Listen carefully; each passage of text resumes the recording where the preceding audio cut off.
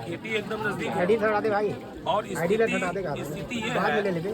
कि किसान रोज सोसाइटी का चक्कर काट रहा है। 3 बजे हम लोग रेत पुस्तिका जमा करते हैं तो किसी दिन डीपी मिलता है, किसी दिन यूरिया मिलता है। तो किसानों की स्थिति वैसा नहीं है कि रोज जा जाके सोसाइटी में लाइन लगाए रहे।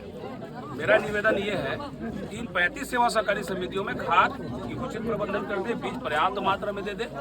यही हम लोग की एक मांग है और आपके डिपार्टमेंट से हम अपेक्षा करते हैं कि कम से कम आप उसकी उपलब्धता सुनिश्चित करा दें, है ना। तो आपकी तरफ से क्या है, कम से कम इन लोगों को बता दें, क्योंकि आंदोलनकारी तो सुनना चाहेंगे, है ना। और आवास के मामले में ऐसा सर कि 15 आवास हमारे यहाँ से काटा गया है। पहली बार में ये हुआ कि अधिकारियों ने दबाव पूर्वक एक ग्राम सभा कराया कि हमको अर्जेंट जमा करना है, जो नोडल लिखा है उसी को जमा करो। इन्होंने क्या किया कि अपात्र किया। फिर बाद में पता चला कि यार तुम गलत तरीके से पात्र किया, तो फिर ग्राम सभा हुआ, उसमें पात्र किया। मेरा ये कहना है कि उसमें बगैर दस्तावेज देखे, बगैर सत्यापन कराए आपने उसको पात्र कैसे किया। और अगर वो वाकई में पात्र है तो बाकी लोगों को जो आप दिए हो पक्का मकान वालों को, उसका जिम्मेदार कौन है। एक को माँ एक को मौसी आप नहीं कर सकते। तो मेरा यह मांग है कि अगर मान लो गलत तरीके से आवाज बांटा होगा तो या तो उसे रिकवरी करो या तो उसको सस्पेंड करो, पहला। दूसरा, या फिर इन 15 जो हितग्राही हैं उनके लिए कमेटी बना के उसके लिए चर्चा करें और उन गरीब परिवारों को पक्का मकान को जो सपना है उसको पूरा कराएं। और इसी के लिए एक बार और आंदोलन किए थे हम लोग लेबर पूरा पाटन में। उसमें एसडीएम साहब और जिला पंचायत सीओ ने बाकायदा बैठक करके बोला था कि इसमें रास्ता निकालेंगे, लेकिन धीरे धीरे टालते गया। परिणाम ये हुआ कि आज जल सत्र हुआ।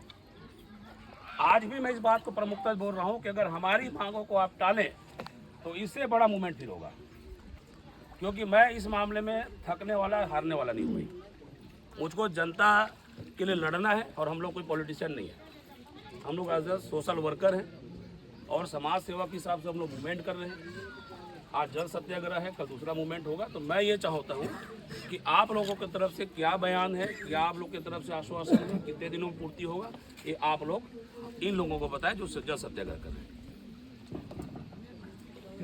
सभी किसान भाइयों को मेरा नमस्कार। चलो मेरा माइक है, ये माइक चालू है, चालू रही सब नहीं। अच्छा नजदीक कर लो, नजदीक। हाँ आ रहे हैं।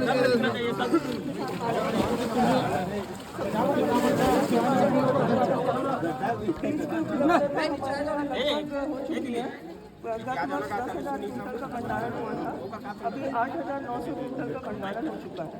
और जो अथक आ रही है उसके लिए भी हमारे पास दुआ बांधा बीज निगम में पर्याप्त मात्रा में बीज उपलब्ध है और निरंतर बीज का भंडारण चल रहा है।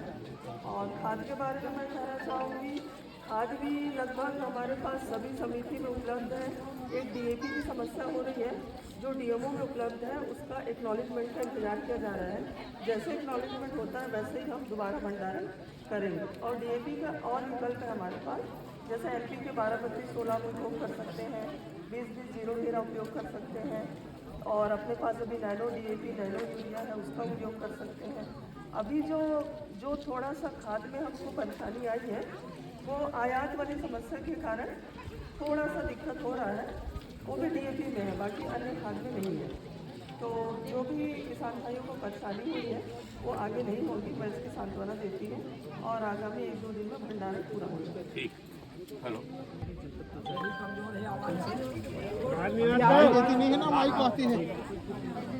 मैं नया ज्वाइन करे आज एज ए सीओ और विषय वस्तु बोलने थोड़ा नया है ये, लेकिन मैं एक बार पुनः जांच करवाता हूँ और बोर्ड देख करके पूरा देख के जो भी जैसे भी पात्रता के परीक्षण करवा दूँ।